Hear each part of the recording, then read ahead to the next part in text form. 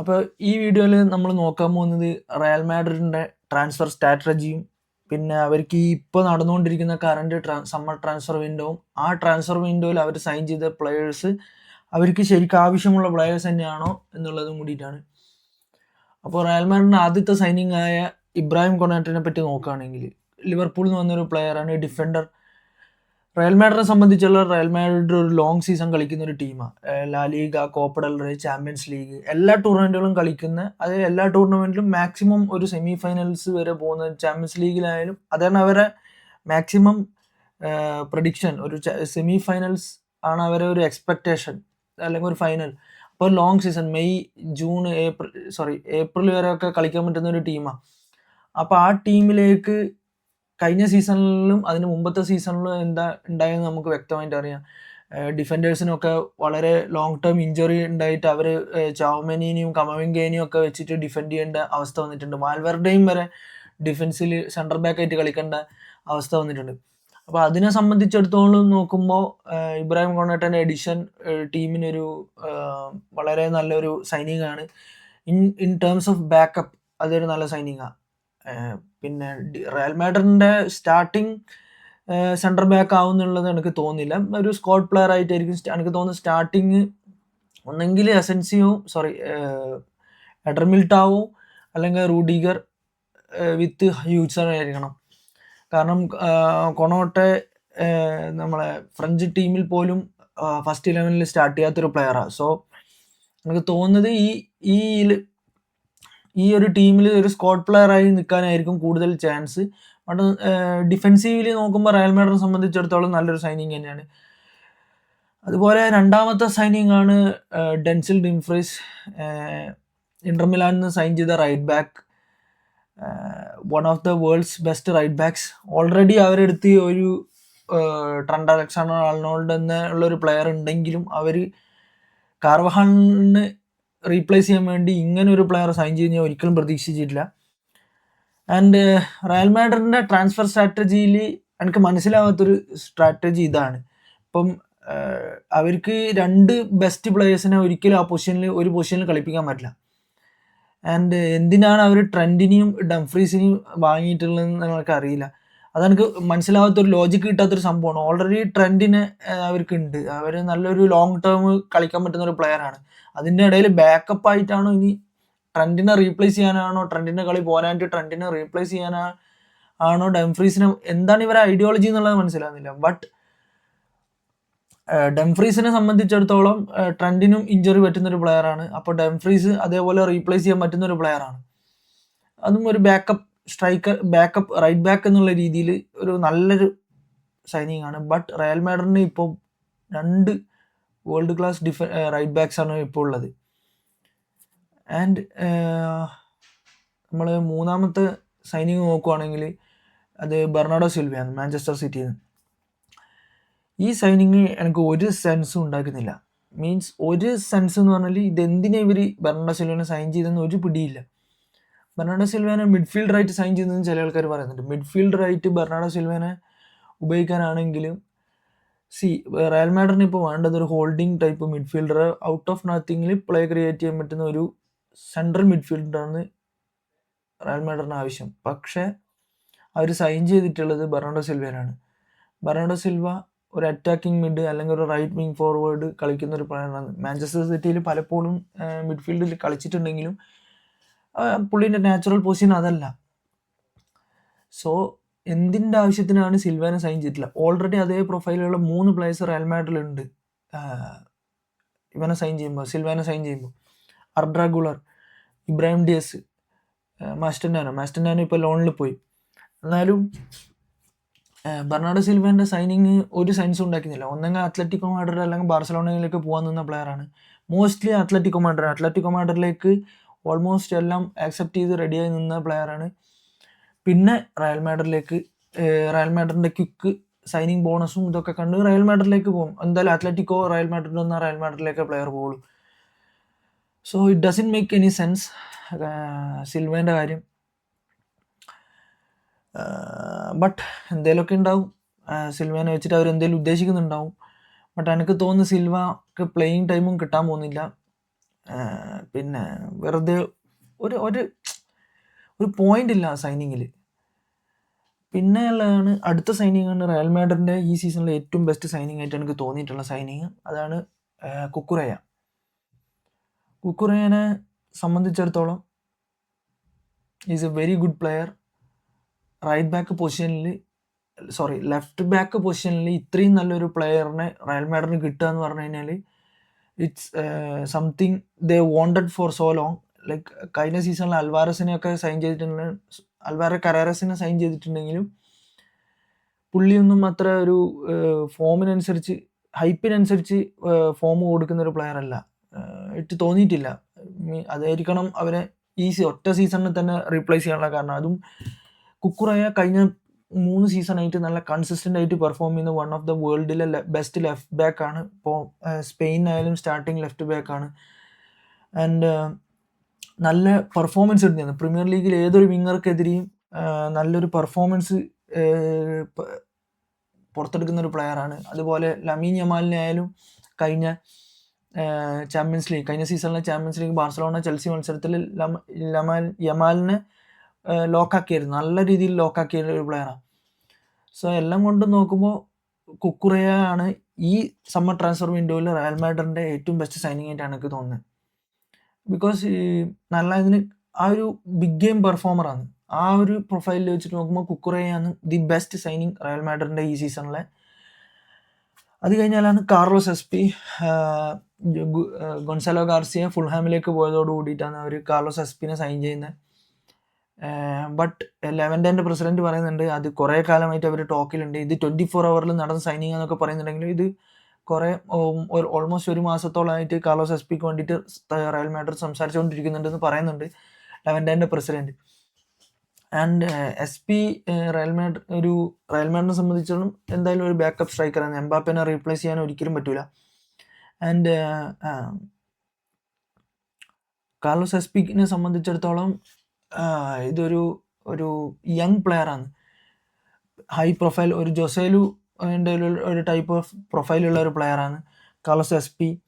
And ഇത് Real മാഡ്രിഡിന് later on the game, അതായത് ഈ ലാലിഗയിലൊക്കെ ഈ ലോ ബ്ലോക്ക് കളിക്കുന്ന ടീമുകൾക്കെതിരെ ആയിരിക്കും ഇങ്ങനത്തെ ഒരു സ്ട്രൈക്കറിനെ ബെറ്റർ ആയിട്ട് യൂസ് ചെയ്യാൻ പറ്റുന്നതായിരിക്കും. ഒരു ഹെഡറും നല്ല ഫിസിക്കാലിറ്റി, ഒരു സ്ട്രൈക്കർ ഇൻസ്റ്റിങ്ക്റ്റ് ഉള്ള ഒരു പ്ലെയറാണ് നന്നായിട്ട് ഉപയോഗിക്കാൻ പറ്റുക. സോ എനിക്ക് തോന്നുന്നു ആ ഒരു ബാക്കപ്പ് ഓപ്ഷന് വേണ്ടിയിട്ടാണ് അവർ കാർലോസ് എസ്പിനെ സൈൻ ചെയ്തിട്ടുള്ളത്. പിന്നെ 21 വയസ്സേ ഉള്ളൂ. ലോങ് ടേം ആയിട്ട് അവർക്ക് ട്രസ്റ്റ് ചെയ്യാൻ പറ്റുന്ന ഒരു പ്ലെയർ ആയിരിക്കും. പക്ഷേ ഇതിപ്പോൾ എനിക്ക് തോന്നുന്നത് എന്താ ഉണ്ടാവുമെന്ന് വെച്ച് കഴിഞ്ഞാൽ ഇവഞ്ച്വലി മാസ്റ്റർ സൈൻ ചെയ്ത പോലെ പ്ലെയർക്ക് ഗെയിം ടൈം കിട്ടൂല. പ്ലെയർ ഫ്രസ്ട്രേറ്റഡ് ആവും. ഓൾസോ എൻട്രിക്കും ഇപ്പോൾ ടീമിലുണ്ട്. എൻട്രിക്ക് ഉണ്ട് ഈ ടീമിൽ. എൻട്രിക്കും കാർലോസ് എസ്പിയും കൂടിയിട്ട് എംബാപ്പേൻ്റെ പൊസിഷനാണ് ഫൈറ്റ് ചെയ്യുന്നതെന്ന് നമ്മൾ ഓർക്കണം. സോ അത് എത്രത്തോളം പ്രാവർത്തികമാവും എനിക്ക് തോന്നുന്നില്ല. എനിക്ക് തോന്നുന്നത് എസ് പി ഒരു സീസൺ ഇരിക്കും, തീരെ ഗെയിം ടൈം കിട്ടില്ല. എൻട്രിക്കിന് തന്നെ ഇവിടെ കളിക്കാൻ സമയം കിട്ടുന്നില്ല റയൽ മാഡ്രിഡിൽ. അപ്പോൾ ആളാണ് കാർലോസ് എസ്പിക്ക്. അപ്പം പുള്ളി എന്തായാലും ടൈം എടുത്ത് ഈ സീസണോടുകൂടി ഫ്രസ്ട്രേറ്റഡ് ആവും ചിലപ്പോൾ എൻഡിൽ, എന്നിട്ട് ടീം വിട്ടു പോകും. ബട്ട് ഒരു മാസ്റ്റർ ഫീലാണ് എനിക്ക് കിട്ടുന്നത് ഈ സൈനിങ്ങിലൂടെ. ബട്ട് നല്ലൊരു പ്ലെയറാണ്, ഒരു ലാലിഗയിൽ പ്രൂവൺ പ്ലെയറാണ്. So let's see. ആൻഡ് അടുത്ത സൈനിങ് ആണ് എന്നെ ടോട്ടലി സർപ്രൈസ് ചെയ്തിട്ടുള്ള റയൽ മാഡ്രിഡിൻ്റെ സൈനിങ്, യാൻ ഡിയോമാൻ്റെ. 19 വയസ്സ് മാത്രമേ ഉള്ളൂ. ആൻഡ് ഇതിൽ ഏറ്റവും ഫാസിനേറ്റിംഗ് ആയിട്ടുള്ള കാര്യം റയൽ മാഡ്രിഡിൻ്റെ ഏറ്റവും എക്സ്പെൻസീവ് സൈനിങ് ആണ് യാൻ ഡിയോമാൻ്റെ. 140 million. ആലോചിച്ച് നോക്കുന്നത് നമ്മളെ ട്രാൻസ്ഫർ മാർക്കറ്റ് ഇത് ഇതിൻ്റെ ഇടയിലേക്കാണ് പോകുന്നത്. 140 million വെറും 19 വയസ്സ് മാത്രമുള്ള ഒറ്റ സീസണിൽ നന്നായി കളിച്ചൊരു പ്ലെയറിന് 2 സീസണായിട്ടുള്ള പ്രൊഫഷണൽ ഫുട്ബോൾ റേറ്റ്, അത് ഓർക്കണം. 2 സീസണായിട്ടുള്ള പ്രൊഫഷണൽ ഫുട്ബോൾ റേറ്റ്. 17 വയസ്സ് വരെ പുള്ളി അമച്വർ ലീഗുകളാണ് കളിച്ചുകൊണ്ടിരുന്നത്. സോ അത് നമ്മളെ ഈ ട്രാൻസ്ഫർ മാർക്കറ്റ് എവിടെ വരെ കൊണ്ടുപോകുന്നു എന്നുള്ളത് തെളിയിക്കുന്നുണ്ട്. ആൻഡ് ഒരിക്കലും ഇതവരെ ഫസ്റ്റ് പ്രയോറിറ്റി സൈനിങ് ആയിരുന്നിട്ടില്ല. അവർക്ക് മൈക്കിൾ ഒലീസിനെ കിട്ടാത്തതുകൊണ്ട് മാത്രം സൈൻ ചെയ്തിട്ടുള്ള ഒരു പ്ലെയറാണ് ഡിയോമാൻ്റെ. ആൻഡ് ഇതും എനിക്കൊരു സെൻസ് ഉണ്ടാക്കാത്ത സൈനിങ് ആണ്. കാരണം അവർക്ക് ഓൾറെഡി റോഡ്രിഗോ, ആഡ്ര ഗൂളർ, ഇബ്രാഹിം ഡിയസ്, ഈ 3 പ്ലെയേഴ്സും ഉണ്ട്. Same profile and also Bernardo Silva എല്ലാവർക്കും ലെഫ്റ്റ് വിങ്ങിൽ കളിക്കാൻ പറ്റുന്ന ഒരു പ്ലെയറാണ്. പക്ഷേ ഇവർക്ക് ആർക്കും ഡിയോമാൻഡൻ്റെ അത്ര ഒരു പേസ് ഇല്ല. ആ ഒരു പെർസ്പെക്റ്റീവിലായിരിക്കണം ഈ ഇപ്പോൾ ഡിയോമാൻഡെ, എംബാപ്പെ, വിനീഷ്യസ് വന്നു കഴിഞ്ഞാൽ ആ ഒരു അറ്റാക്കിനെ ഓടിപ്പിടിക്കാൻ, അതായത് ചേസ് ചെയ്ത് ബാക്ക് റിക്കവർ ചെയ്യാൻ ഭയങ്കര കഷ്ടമായിരിക്കും അവരായിട്ട്. കൗണ്ടർ അറ്റാക്കിനും ഭയങ്കര ഇതായിട്ടുള്ളൊരു ഇതാണ്. ആൻഡ് ഓൾസോ ഒരു സ്കിൽഫുൾ പ്ലെയറാണ് ആൻഡ് ഫിസിക്കലി നല്ല സ്ട്രോങ് ആണ്. ഇതൊക്കെ ഈ ഒക്കെ ഒരു ആസ്പെക്റ്റിലായിരിക്കണം ഡിയോമാൻഡേനെ കൊണ്ടുവന്നിട്ടുള്ളത്. പിന്നെ റയൽ മാഡ്രിഡ് പോലത്തെ ഒരു വലിയ വലിയ ക്ലബ്ബുകളിൽ, Real Madrid, Barcelona, Manchester United, അങ്ങനത്തെ വലിയ വലിയ ബയൺ മ്യൂണിക്ക്, വലിയ വലിയ ക്ലബ്ബുകളിൽ എത്രയും പ്ലേയേഴ്സിനെ ബാക്കപ്പ് വെച്ച് കഴിഞ്ഞാൽ അത്രയും നല്ലതാണെന്നുള്ളൊരു പെർസ്പെക്റ്റീവിലാണായിരിക്കണം പുള്ളിയെ സൈൻ ചെയ്തിട്ടുള്ളത്. കാരണം ലോങ് സീസൺ കളിക്കുന്ന ടീമുകളാണെല്ലാം. സോ ആ ലോങ് സീസണിലേക്ക് നല്ല ഹൈ പെർസ്പെക്റ്റീവിൽ കളിക്കാൻ പറ്റുന്ന ഒരു പ്ലേയേഴ്സിനെ ആയിരിക്കണം അവർ നോക്കുന്നത്. ആൻഡ് ഡിയോമാൻഡെ നമുക്ക് കണ്ടറിഞ്ഞ് തന്നെ കാണാം. ഡിയോമാൻഡേൻ്റെ മുകളിലുള്ള ഒരു പ്രഷർ നമുക്ക് ആലോചിക്കാൻ തന്നെ പറ്റുന്നതാണ്. കാരണം 140 മില്യൺ റയൽ മാഡ്രിഡിനെ പോലെ ഒരു ക്ലബിൻ്റെ ഏറ്റവും എക്സ്പെൻസീവ് സൈനിങ് ആയിട്ട് വരുമ്പോൾ പ്രഷർ ചില്ലറയല്ല. അതും വേറെ, ആ പ്രഷർ പുള്ളിക്ക് താങ്ങാൻ പറ്റണം, അതിനനുസരിച്ച് പെർഫോം ചെയ്യണം. മിനിമം ഒരു 15 ഗോളെങ്കിലും മിനിമം ഒരു സീസണിൽ സ്കോർ ചെയ്യാൻ പറ്റിയിട്ടില്ലെങ്കിൽ പുള്ളിയെ സംബന്ധിച്ചിടത്തോളം, കാരണം അക്കാഡമിയിൽ നിന്ന് വരുന്ന ഒരു പ്ലെയർ അല്ല, ഒരു ഹൈ പ്രൊഫൈൽ എക്സ്പെൻസീവ് സൈനിങ് ആണ്, ക്ലബിൻ്റെ ഹിസ്റ്ററിയിൽ തന്നെ ഏറ്റവും എക്സ്പെൻസീവ് സൈനിങ്. സോ ഒരു ജൂഡ് ബെല്ലിംഗമിൻ്റെ ഫസ്റ്റ് സീസൺ പോലത്തെ ഒരു സീസൺ പ്രൊഡ്യൂസ് ചെയ്യാൻ പറ്റിയിട്ടില്ലെങ്കിൽ ഡിയോമാൻഡേൻ്റെ കാര്യം പറയേണ്ട ആവശ്യമില്ല, എടുത്തിട്ട് അലക്കും ആൾക്കാർ. And last and not the least, അവരെ പുതിയ മാനേജറായ ജോസെ മൊറീനോനെ കുറിച്ച് എനിക്ക് ഈ വീഡിയോയിൽ പറയണമെന്നുണ്ട്.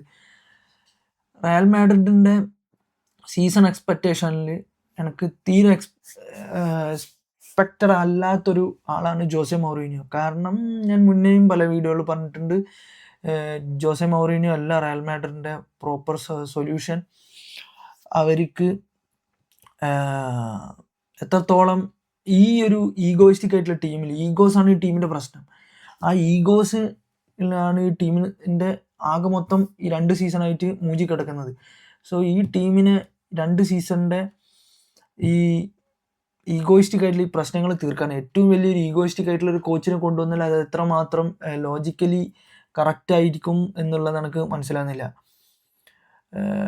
ഇതിന് ശരിക്കൊരു ഒരു സെൻസ് ഉണ്ടാക്കാത്തൊരു സൈനിങ് ആണ് മൗറീനോ. മൗറീനോ ഒരു ടോപ്പ് ക്ലബും ഒരു കഴിഞ്ഞൊരു 6-7 കൊല്ലമായിട്ട് മൗറീനോൻ്റെ പിന്നാലെ പോയിട്ടില്ല. പുള്ളീൻ്റെ 6-7 കൊല്ലത്തെ ഹിസ്റ്ററി നോക്കിക്കഴിഞ്ഞാൽ അറിയാം, പുള്ളി കളിച്ച എല്ലാ ക്ലബ്ബുകളിലും, പുള്ളി കോച്ച് ചെയ്ത എല്ലാ ക്ലബ്ബുകളിലും പുള്ളി സാക്ഡ് ആയിട്ടേ ഉള്ളൂ. അത് ഈവൻ ഫെർണബാച്ചിൽ വരെ പുള്ളീനെ സാക്ക് ചെയ്യണമെന്ന് പറഞ്ഞു കഴിഞ്ഞാൽ അവസ്ഥ ആലോചിക്കണം. സോ പുള്ളിക്ക് ഒരു ട്രസ്റ്റ് ഉണ്ട്, പുള്ളിക്ക് ഈ ടീം ബിൽഡ് ചെയ്യാൻ പറ്റും, പുള്ളിക്ക് അൺഫിനിഷ്ഡ് ബിസിനസ് ഉണ്ട്, ചാമ്പ്യൻസ് ലീഗിൽ കാര്യങ്ങളുണ്ട് എന്നുള്ളതൊക്കെ. പക്ഷെ എനിക്ക് തോന്നുന്നത് പുള്ളിനെ കൊണ്ട് ചെയ്യാൻ പറ്റുന്നത് ഡിഫെൻസീവ്ലി ഈ ടീമിനെ കുറച്ചും കൂടി സ്ട്രെങ്തൻ ചെയ്യാൻ പറ്റും തോന്നുന്നുണ്ട്. ഒരു പ്രോപ്പർ ഷേപ്പ് മെയിൻറ്റെയിൻ ചെയ്യാനും, അത് അങ്ങനത്തെ ഒരു രീതിയിലാണ്, ഒരു ഡിഫെൻസീവ് രീതിയിലാണ് പുള്ളി കളിക്കുന്നത്. കൗണ്ടർ അറ്റാക്കിനെ കോൺസെൻട്രേറ്റ് ചെയ്തിട്ടായിരിക്കും പുള്ളീൻ്റെ ഒരു ഇത് വരുന്നത്. ആൻഡ് പുള്ളി, ഞാൻ ഏറ്റവും കൂടുതൽ എക്സൈറ്റഡ് ആയിട്ടുള്ള പുള്ളി എൽ ക്ലാസിക്കോളിൽ ഉണ്ടാക്കാൻ പോകുന്ന ആ പഴയ ജോസെ മൗറീനിയോനെ ഇപ്പോൾ കാണാൻ പറ്റുമെന്ന് അറിയില്ല. Because with age, he has age now. And പുള്ളി പണ്ടത്തെ പോലെ അത്ര ഇപ്പം എറഗൻ്റ് ആണോ എന്ന് ചോദിച്ചു കഴിഞ്ഞാൽ അത്ര ഇല്ല, എന്നാലും ഉണ്ട്. പക്ഷെ പുള്ളി ഉണ്ടാക്കാൻ പോകുന്ന ഡ്രാമകൾ എൽ ക്ലാസിക്കോകളിലും ത്രൂ ഔട്ട് ദ സീസൺ, അതിനാണ് ഞാൻ waiting. And I think Real Madrid ഇന്ന് മൗറീനിയോ പോകുന്നത് സാക്ഡ് ആയിട്ടായിരിക്കും. അത് 6 മാസം 8 മാസം ചിലപ്പോൾ 2 കൊല്ലം എത്ര എടുത്താലും റയൽ മാഡ്രിഡിൽ നിന്ന് മൗറീനിയോ പോകുന്നത് സാക്ഡ് ആയിട്ടായിരിക്കണം. ബിക്കോസ് എന്താണെന്ന് വെച്ച് കഴിഞ്ഞാൽ അവർ സോൾവ് ചെയ്യേണ്ട മെയിൻ പ്രശ്നം അവർ ഇതുവരെ സോൾവ് ചെയ്തിട്ടില്ല. മിഡ്ഫീൽഡിനെ ഒരു ഹോൾഡിംഗ് മിഡ്ഫീൽഡർ, അത് തന്നെയാണ് ഈ കഴിഞ്ഞ 2 സീസണിൽ അവരുടെ പ്രശ്നം. ടോണി ക്രൂസിന് ശേഷം സാക്ഷാൽ ലൂക്ക മോഡ്രിച്ചിന് പോലും തീർക്കാൻ പറ്റാത്ത ഒരു പ്രശ്നമാണത്. അതുകൊണ്ട് തന്നെയാണ് ഞാൻ വിശ്വസിക്കുന്നത് Kroos is a better player than Modric. Even though Modric Ballon ഡി ഓറൊക്കെ ജയിച്ചിട്ടുണ്ടെങ്കിലും Kroos any time more than Modric. And ക്രൂസിനെ അതുകൊണ്ടാണ് റയൽ മാഡ്രിഡിന് ഇതുവരെ റിപ്ലേസ് ചെയ്യാൻ പറ്റാത്തത്. ആൻഡ് ഓൺലി വൺ ഓപ്പർച്യൂണിറ്റി റോഡ്രീനെ അവർക്ക് എടുക്കാനുള്ള ഒരു ചാൻസ് ഉണ്ടായിരുന്നു. ബട്ട് റോഡ്രി അവരെ കളിപ്പിച്ചതെന്നും പറയുന്നുണ്ട്, റയൽ മാഡ്രിഡിനെ യൂസ് ചെയ്തതെന്നും ബാർസലോണയിൽ നിന്ന് ഇത് കിട്ടാനും എന്നുള്ളത് പറയുന്നുണ്ട്. ബട്ട് റോഡ്രിക്ക് മാത്രമേ അതിൻ്റെ സത്യം അറിയുള്ളൂ. റോഡ്രിയും റയൽ മാഡ്രിഡും അതിനെപ്പറ്റി ഓപ്പൺ ചെയ്ത് പറഞ്ഞാൽ മാത്രമേ അതിനെ പറ്റിയുള്ള കാര്യങ്ങൾ വ്യക്തമായിട്ട് നമുക്ക് പറയാൻ പറ്റൂ. ബട്ട് എന്നെ സംബന്ധിച്ചിടത്തോളം റയൽ മാഡ്രിഡ് ഈ നടത്തിയിട്ടുള്ള 6 സൈനിങ്സും വിനീഷ്യസ് ജൂനിയറിൻ്റെ കോൺട്രാക്ട് എക്സ്റ്റൻഷനേക്കാളും ഇമ്പോർട്ടൻ്റ് ആയിട്ടുള്ള സൈനിങ് ആയിരുന്നു റോഡ്രീൻ്റെ. റോഡ്രി അല്ലെങ്കിൽ ഒരു റോഡ്രി പ്രൊഫൈലുള്ള ഒരു പ്ലെയർ, റോഡ്രി എന്നല്ല, ആ ഒരു പ്രൊഫൈലുള്ള പ്ലെയർ ഇപ്പോൾ നിലവിൽ റോഡ്രി മാത്രമേ ഉള്ളൂ. പിന്നെ പെഡ്രി ആണെങ്കിൽ ഡിഫെൻസീവ് മിഡ്ഫീൽഡർ അല്ല, എന്നാലും ഗെയിമിനെ ടെമ്പോ കൺട്രോൾ ചെയ്യാൻ പറ്റുന്ന പ്ലെയറാണ്. പക്ഷെ പെഡ്രി ബാർസലോണ കളിക്കുന്നതാണ് നോ ചാൻസ് റയൽ മാഡ്രിഡിലേക്ക് പോകാനുള്ളത്. സോ ആ ഒരു പ്രൊഫൈലിലൊരു പ്ലെയർ റോഡ്രി മാത്രമായിരുന്നു. ആൻഡ് അതാണ് അവർ കൊണ്ടുപോയി തൊലച്ചത്. ബിക്കോസ് അവർ നല്ലൊരു ട്രാൻസ്ഫർ വിൻഡോ ആയിരുന്നു ഇപ്പം നടന്നുകൊണ്ടിരുന്നത് അവർക്ക്. ആൻഡ് വിത്ത് വിനീഷ്യസ് ജൂനിയറിൻ്റെ എക്സ്റ്റൻഷൻ എല്ലാം കൊണ്ടും കംപ്ലീറ്റ്ലി ഒരു നല്ലൊരു ട്രാൻസ്ഫർ വിൻഡോ ആണ്. അതിലേക്ക് റോഡ്രിൻ്റെ അഡിഷനും കൂടി ഉണ്ടായിരുന്നെങ്കിൽ ഒരു ഗംഭീര ട്രാൻസ്ഫർ വിൻഡോ ആയി മാറിയേനെ.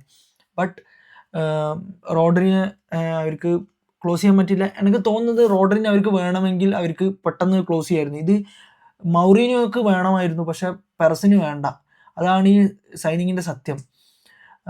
മൗറീനിയോക്ക് റോഡ്രിന് ആവശ്യമുണ്ടായിരുന്നു, ഒരു ഹോൾഡിംഗ് മിഡ്ഫീൽഡർ. ആൻഡ് റിപ്പോർട്ട്സ് ഉണ്ടായിരുന്നു മൗറീനോ ഭയങ്കര ഫ്രസ്ട്രേറ്റഡ് ആണ് റോഡ്രിനെ കിട്ടാത്തതിൽ. ബട്ട് പെറസിന് ഒരിക്കലും റോഡ്രിന് ആവശ്യം ഉണ്ടായിരുന്നില്ല. പെറസിന് ആവശ്യം ഉണ്ടായിരുന്നെങ്കിൽ ഇപ്പോൾ ഡിയോമാണ്ടനെ കണ്ട പോലെ ടക്ക് എന്ന് പറഞ്ഞിട്ട് പോയി എടുത്തിട്ട് വന്നേനെ. പക്ഷെ അത് പെറസ് ചെയ്യാത്തോടത്തോളം കാലം അതിൻ്റെ അർത്ഥം പെറസ് ഇങ്ങനെ വെറുതെ ഒരു ഒരു ഒരു ഒരു ഒരു ആൾക്കാരെ ഒരു ഡിസ്ബിലീഫ് ഉണ്ടാക്കാൻ വേണ്ടിയിട്ട് ഞാൻ ട്രൈ ചെയ്തു, പക്ഷേ പ്ലെയറിന് കിട്ടിയില്ല. ഞാൻ ട്രൈ ചെയ്തു, പക്ഷെ പ്ലെയർ ബാർസലോണനെ ചൂസ് ചെയ്ത് ആ ഒരു ഇത് വരുത്തിക്കാൻ വേണ്ടിയിട്ട് പെറസ് കളിച്ചതാണോന്ന് അറിയില്ല.